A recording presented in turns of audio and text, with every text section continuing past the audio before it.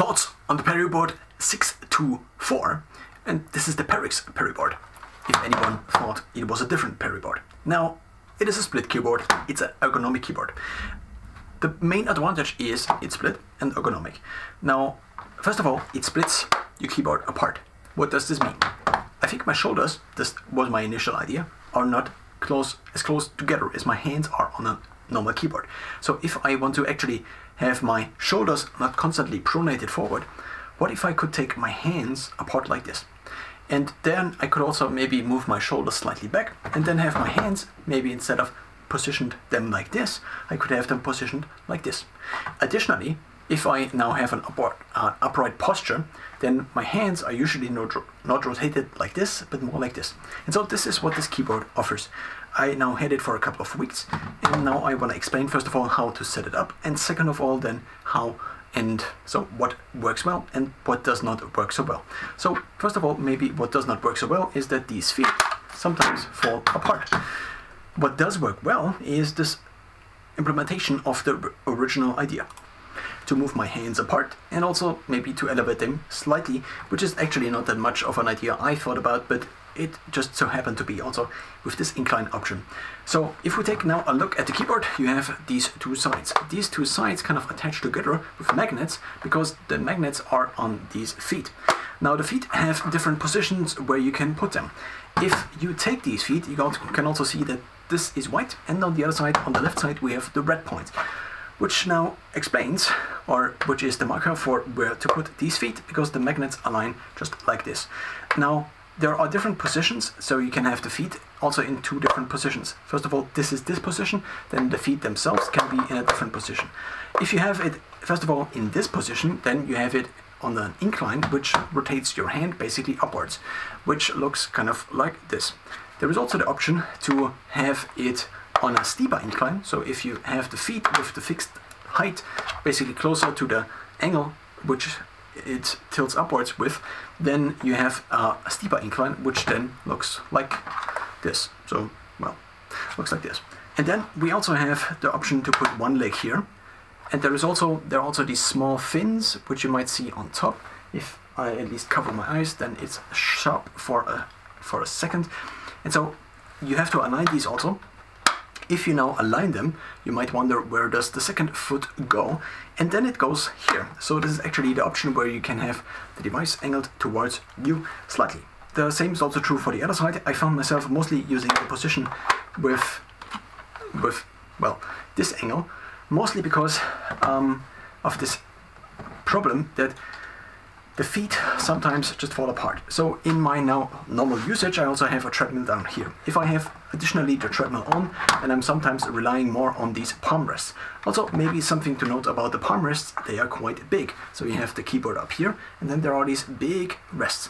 For reference, I'm 6 foot tall, so my hands are sometimes, well, I can mostly reach the keys, but sometimes I have to spread a little bit, and I also have to move a little bit on these keys. Now, because I'm sometimes walking also additionally on here, which I might demonstrate by turning the treadmill on, then I sometimes rely more and sometimes less on these palm rests because, well, I'm moving my body kind of up and down, and so as I'm relying kind of here and then I'm moving a little bit and then this happens. So I need to pay attention to basically not put too much stress on this, and well, this is a kind of a problem. I don't know how one could solve this, but this is a problem that persists. Now, because these feet can be taken apart, this is also kind of nice for traveling. I did previously have anywhere to X, not to X but to S, which had an additional number pad. If I stuffed it into my rucksack, then I could not close the lid, and this was a kind of a problem. So this problem is now solved because, well, this does not have a number pad, and I also can take these two apart, and so I can just move them into this notebook sleeve or notebook bag I have. You might wonder, how do these feet travel with you? You can have them like this together, and then they kind of form this cross. Now, what is to note is that red goes on white and white goes on red, and not like here, where basically the opposite is true. Now, in terms of the price, it costs 60 to 70 euros. It depends on whether you get it refurbished. I think I got it for 65 or something like this, and I got it refurbished. In terms of the typing experience, it's not the best.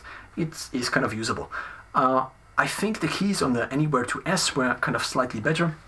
I also can show you, show you the sound. It is kind of a mushy typing experience. I don't really know what the word means, but I associated it with the feeling I have here.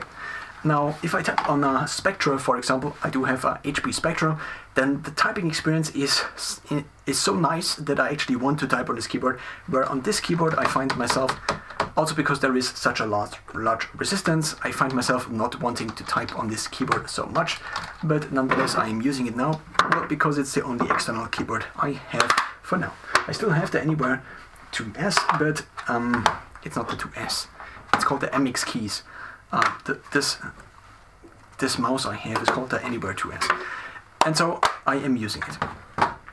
Now, in terms of backlighting, it does not have a backlighting. In terms of Bluetooth, it does not have Bluetooth. What it does have is a connector which is wireless, and it is a USB-A connector, which means on my HP Spectra, if I have one USB-A port, then I need to make sure that I unplug this whenever I go somewhere, because, well, otherwise I have this with me and it just doesn't work. It doesn't work because, well, it does not have Bluetooth. This also can go into one of these, so if we take a look on the back again, then you can find that this goes in here. We have AAA batteries on both sides, so both sides are powered independently, and you have these battery lids in which these rechargeable batteries, in my case, fit into. Then we also have a connector button, and then we also have a on and off switch. You also need to switch both on and off independently. If you switch them on, which I won't do because I did this previously in previous reviews of the same keyboard, then I might stop the video because I have a few hotkeys on here. Then there is a light here and there is a light here. First one is for whenever this key is activated, the other one is just to show that it is on, and then there's also a battery key, which I, not key, but light, which I haven't found. The lights are red, not red, but green. I just misspoke. There is also a logo on here. I think the logo is on here. I just taped the other side also with black tape, such that it would not be noticeable and also symmetric. In terms of quality control, you can see that the quality control was paused, and so this is good to know about, and also now the foot fell off again. In terms of the typing experience, it kind of fulfilled what I initially had wanted. I needed to buy a new keyboard anyway, so I figured I might as well try this and to get rid of, or at least try to better my posture. I asked myself so many times, why do I have bad posture? Is it because I sleep in a bad posture and this then basically always regresses me back to a bad posture? Is it that I am just too tired all the time and therefore I'm slouching all the time? Is it maybe because my notebook is too low? So my notebook actually, as of recently, so I have my notebook down here and then I have a secondary screen. But I use both screens also to have the eyes, basically the eye focus distance at a different distance, such that my eyes kind of need to work a little bit, but also this is just how it works with a notebook and then an additional screen. And so I recently put my notebook up higher. I then also have this plate on here. I also have now a treadmill, which is also on an incline, such that at any point, whenever I feel the need that I now need to be active, I can just turn this off with the remote, or turn it on with the remote if it wasn't on already. And so what I can potentially do then here is turn this up to 10 kilometers, and it's a 10%, actually more like a 15% incline.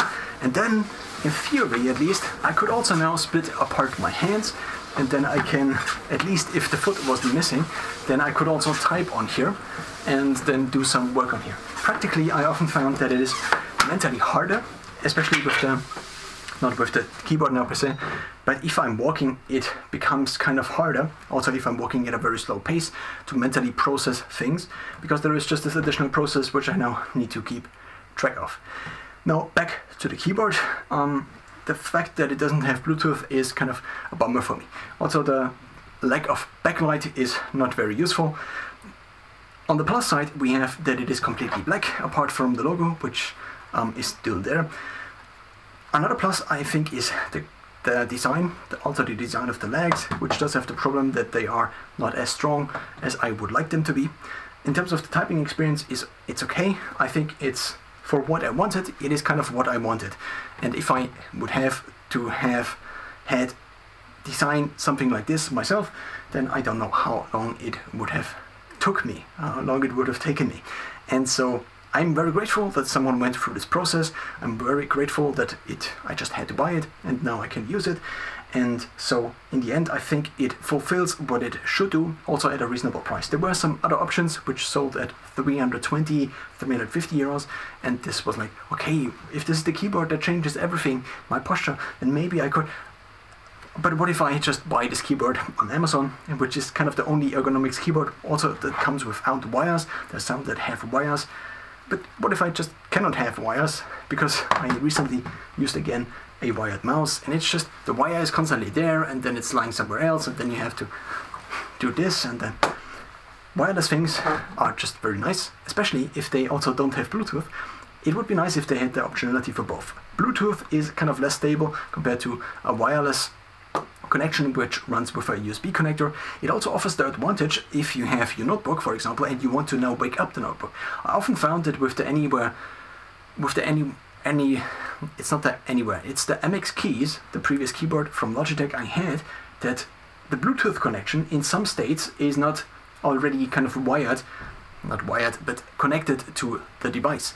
So if you, for example, need to reboot your device, or you go into these blue screen settings, then it could be the case that you just cannot use your Bluetooth keyboard now or your Bluetooth mouse now. So in these cases it makes sense to have kind of a wired, even if it's wireless in between, connection, and this then is very useful. So it is more reliable in this way, but I already forgot, I don't know, 5 times this connector in the last couple of weeks, and I did not travel that much, so whenever I go somewhere I obviously just forget it, because, well, I also only have one USB-A port, so in terms of getting the adapters right, and then maybe do I need to connect an additional drive, then this already becomes a problem, which could be solved by adding Bluetooth to this device, and also backlighting maybe would be quite useful.